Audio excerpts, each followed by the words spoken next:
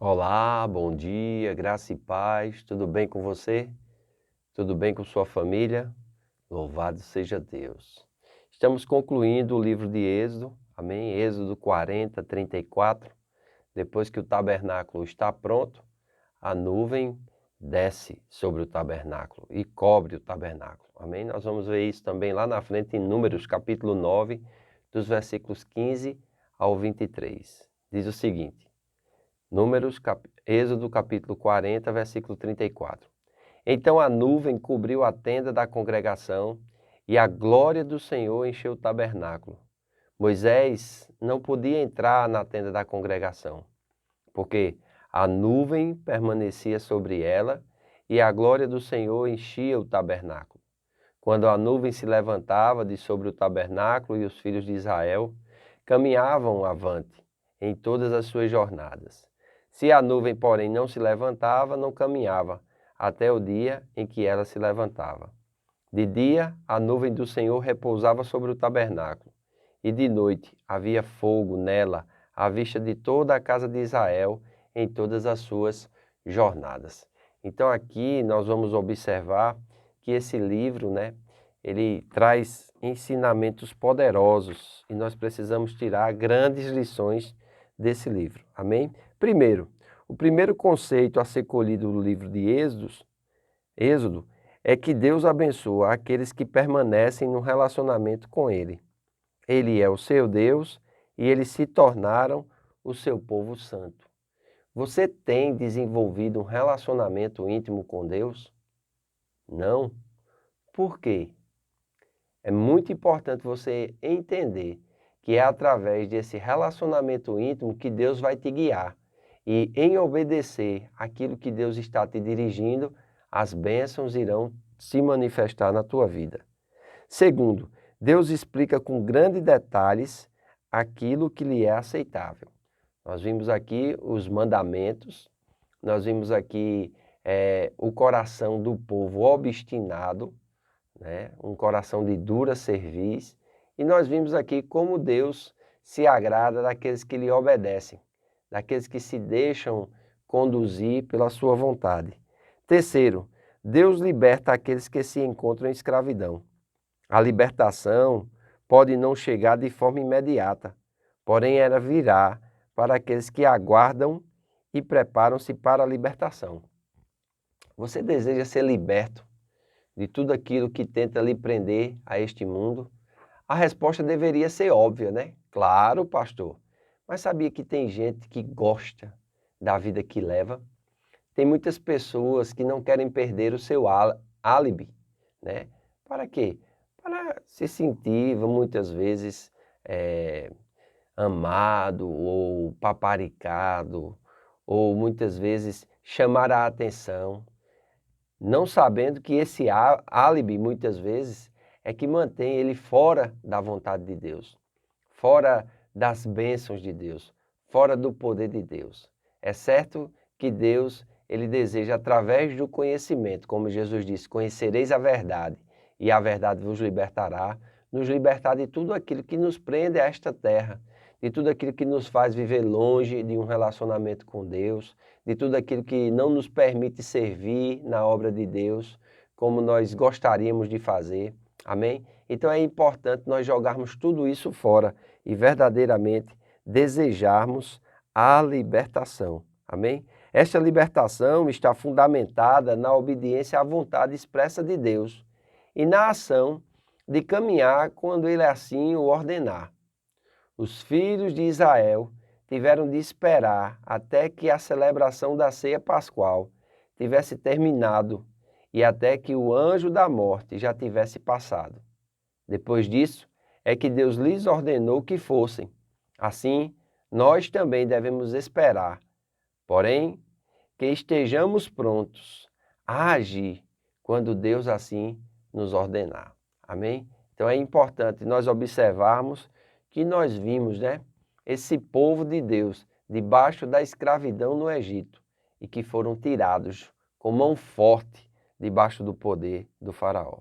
O Êxodo é a continuação do relato do Gênesis, mostrando o desenvolvimento de um pequeno grupo familiar, de aproximadamente 70 pessoas numa grande nação com milhões de pessoas. Os hebreus viveram no Egito por 430 anos, sendo que a maior parte do tempo em regime de escravidão.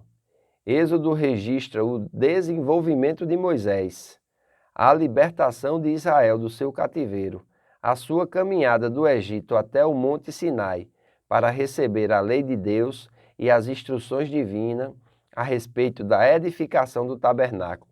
O livro termina com a construção do tabernáculo como um lugar da habitação de Deus no meio do seu povo. Amém? E é a partir dali que nós vamos observar as peregrinações. No próximo vídeo, nós vamos dar início ao comentário do livro de Levítico. É o terceiro livro das Escrituras hebraicas do Antigo Testamento. Também esse livro é escrito por Moisés. Os sábios datam o livro de Levítico da época das atividades de Moisés, datando mais antigamente do século XV a.C., e a última alternativa datando do século XII a.C., até a época de Esdras, durante o retorno no século VI a.C. A aceitação da autoria mosaica para Levítico dataria sua escrita por volta de 1445 a.C. O livro descreve o sistema de sacrifícios e louvor que precede a época de Esdras e relembra a instituição do sistema de sacrifícios. O livro contém pouca informação histórica que forneceria uma data exata. Então, no livro de Levítico, enquanto em Êxodo nós vimos a libertação do povo de Israel até o Sinai, onde ali eles vão estar estacionados, e Deus vai dar a lei, Deus vai dar orientações para que o povo construa o tabernáculo de Moisés e a partir dali ele possa habitar no meio do povo. Agora, em Levítico, nós vamos ver a ideia de santidade à vida cotidiana. Ela vai além do assunto de sacrifícios, embora o cerimonial do sacrifício e a obra dos sacerdotes sejam explicados com grande detalhe. Então, Levítico vai se dedicar à explicação, né, de como deve ser, vamos dizer assim, os holocaustos, né, o sistema de sacrifícios, as ofertas diversas, o serviço dos sacerdotes no santuário, né, as leis com relação às impurezas. Nós vamos ver o grande dano do pecado na vida do homem, porque pelo pecado entrou a morte, e a morte trouxe todas essas, vamos dizer assim, esses desajustes que há hoje, tanto na terra como na humanidade. Amém? Então é muito importante nós entendermos isso. Vamos ver o código de santidade e devagarzinho a gente vai aprendendo o conteúdo deste livro. Amém? Nós vamos ver. O título é um pouco enganoso, uma vez que o livro lida muito mais com assuntos relacionados à pureza, santidade, todo o sacerdócio, a santidade de Deus e a santidade na vida cotidiana. A palavra santo aparece mais de 80 vezes no livro. Você entende o que é essa santidade? Você entende muitas vezes quando você precisa viver uma vida santa, quando no culto diz assim, sede santos porque eu sou santo.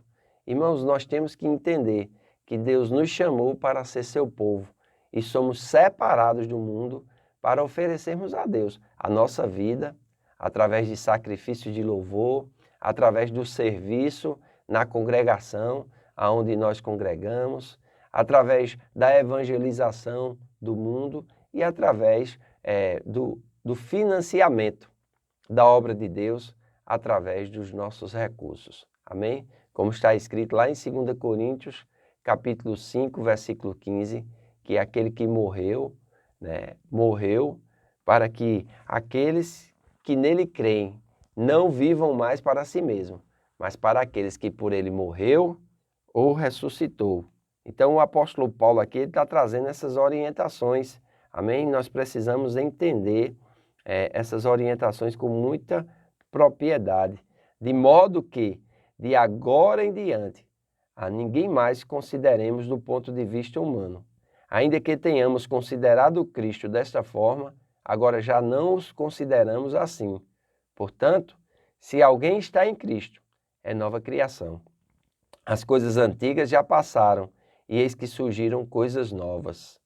Tudo isso provém de Deus, que nos reconciliou consigo mesmo por meio de Cristo e nos deu o ministério da reconciliação. Ou seja, Deus estava em Cristo, reconciliando consigo o mundo, não levando em conta os pecados dos homens, e nos confiou a mensagem da reconciliação.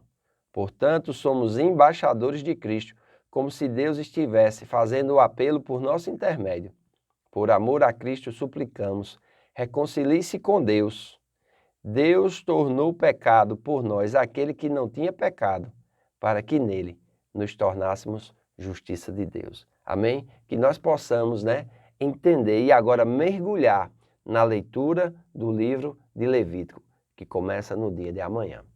Então, seja abençoado na prática da palavra, busque o conhecimento, procure o entendimento, porque com certeza você vai viver uma vida que você jamais poderia viver se não conhecesse a palavra de Deus e os Deus das Escrituras. Faço votos por tua prosperidade e saúde, assim como é próspera a tua alma. Que Deus te abençoe e até amanhã.